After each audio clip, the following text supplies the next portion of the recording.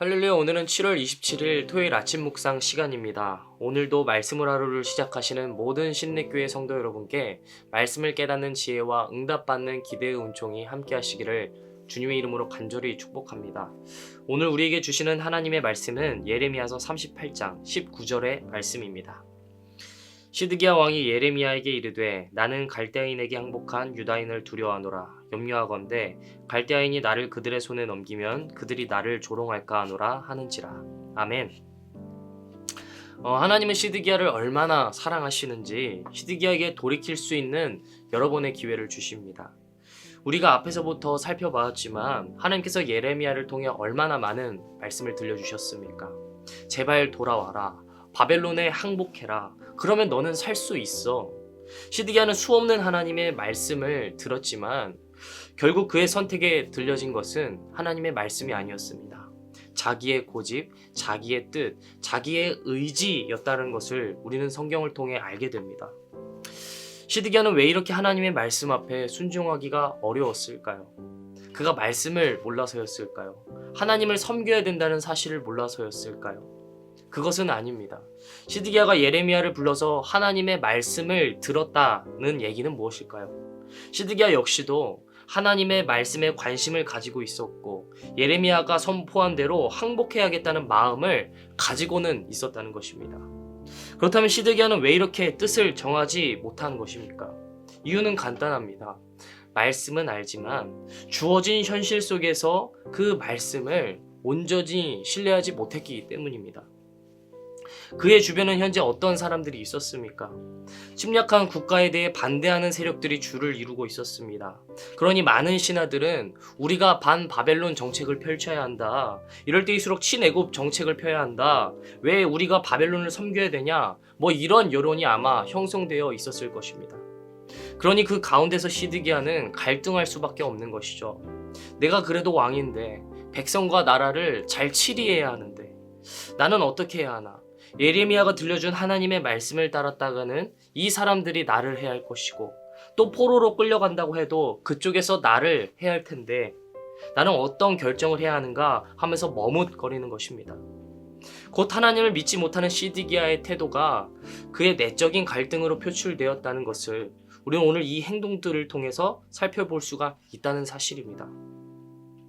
여러분, 그러나 우리가 만일 누군가를 전적으로 믿는다면 오늘 시드기야와 같은 갈등이 일어날 수 있을까요? 그렇지 않죠. 어떤 일이 발생했을 때 이 사람이 어떤 이유가 있어서 이런 일을 했겠지, 다 계획이 있고 방법이 있을 거야 라고 우리는 이해하면서 넘길 수가 있습니다. 왜 그렇습니까? 그 사람을 전적으로 신뢰하기 때문입니다. 그 사람이 허투루 행동하지 않았을 것이라는 믿음이 있기 때문이죠.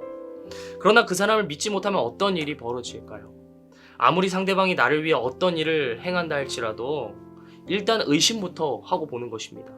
왜 멋대로 결정짓냐? 일 터지면 네가 책임질 거냐? 원망하고 불평하는 그런 우리의 모습, 오늘 시드기야의 모습에서 드러나는 것이죠. 그러면 우리는 이 갈등을 어떻게 극복해야 합니까? 우리도 이런 갈등을 자주 겪죠. 하나님의 말씀과 나의 현실 속에서 갈등을 겪을 때가 무수히 많습니다. 하나님의 말씀을 신뢰하기가 너무도 어렵습니다. 그러나 사실 성경은 그 해결책을 이미 우리에게 수없이 말해주었습니다. 수많은 성경의 인물들의 공통점을 추합해 보았을 때 그 유일한 방법은 무엇입니까? 바로 하나님과 함께 나에게 주어진 이 오늘이라는 현실을 함께 걸어가는 것입니다. 고통과 씨름하다라는 책의 저자 토마스 롱은 그래서 이것을 가리켜 솔비투르 암블란도, 걸으면 해결된다 라고 이야기합니다. 우리가 누군가와 깊은 관계를 맺고 정말 둘도 없는 베스트 프렌드가 되기 위해서는 무엇이 필요할까요? 바로 신뢰죠. 그런데 그 신뢰를 형성하는 방법은 딱 하나라는 것입니다. 바로 그 사람과 함께 나에게 주어진 이 오늘이라는 현실을 함께 걸어가는 것입니다. 우리는 이미 주변에 그렇게 형성된 수많은 소중한 사람들이 있습니다. 나의 가족과 나의 절친과 수많은 동역자들이 있죠. 그 사람들이 나와 어떻게 지금의 관계가 될 수 있었는지 여러분 한번 돌이켜 보시길 바랍니다. 어떻게 되었습니까? 조바심 버리고 우리가 조금씩 신뢰하고 조금씩 양보하고 함께 걸었을 때 지금의 관계가 형성된 것 아니겠습니까? 마찬가지입니다. 우리가 걷는 이 신앙의 길도 하나님을 신뢰하는 것은 절대 하루아침에 이루어지는 것이 아닙니다.